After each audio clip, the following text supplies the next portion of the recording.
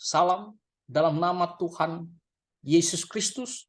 Saudara-saudara, setiap hari kita datang berdoa kepada Tuhan, terutama ketika kita dalam kesusahan, dalam kesulitan besar, kita datang menyampaikan kepada Tuhan dan memohon supaya Tuhan segera menolong kita.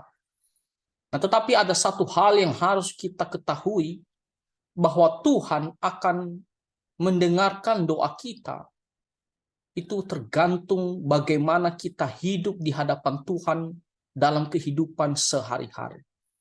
Kalau kita hidup sembarangan, tidak peduli terhadap firman Tuhan, maka tentunya Tuhan tidak akan berkenan mendengarkan doa kita.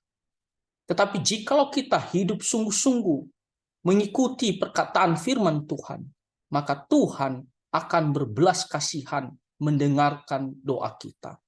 Nah, firman Tuhan mengatakan di kitab Amsal pasal 15 ayatnya yang ke-8, di sini dikatakan korban orang fasik adalah kekejian bagi Tuhan. Orang fasik adalah orang yang tidak percaya kepada Tuhan. Dalam kehidupan mereka sehari-hari, mereka tidak ada rasa takut akan Tuhan. Dan dikatakan korban mereka, persembahan mereka adalah kekejian bagi Tuhan. Maksudnya adalah sesuatu yang najis, yang dibenci oleh Tuhan. Jadi apapun yang dilakukan oleh orang-orang fasik ini merupakan sesuatu yang tidak disukai oleh Tuhan. Tuhan sangat benci terhadap orang-orang fasik ini. Nah, tetapi sebaliknya dikatakan di sini doa orang jujur dikenannya. Nah, orang jujur ini maksudnya adalah orang yang percaya kepada Tuhan dan dalam kehidupan sehari-hari berusaha untuk hidup taat firman Tuhan. Dengan sungguh-sungguh mau hidup takut akan Tuhan.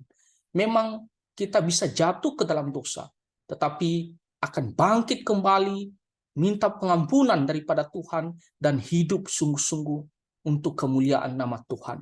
Nah, ketika kita datang berdoa, orang-orang jujur ini, maka dikatakan doanya akan dikenannya. Maksudnya adalah Tuhan akan berkenan, mendengarkan dan mengabulkan doa mereka.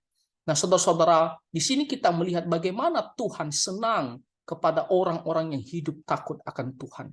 Bagaikan kita orang tua, ketika kita melihat anak kita, dia bersikap baik, hormat kepada orang tua, maka ketika dia meminta sesuatu, kita akan gampang untuk mengabulkannya. Demikian juga kita kepada Tuhan, ketika kita hidup takut akan Tuhan, maka Tuhan akan menolong, mendengarkan suara permohonan kita. Nah, jadi kuncinya adalah hidup takut akan Tuhan. Dan ketika kita dalam kesusahan, kita datang berdoa kepadanya, dan Tuhan akan berbelas kasihan mendengarkan suara permohonan kita. Nah, kiranya Tuhan menolong kita di dalam berdoa kepada Tuhan dan di dalam hidup sehari-hari sesuai dengan kehendak-Nya. Tuhan Yesus memberkati kita semua. Amin.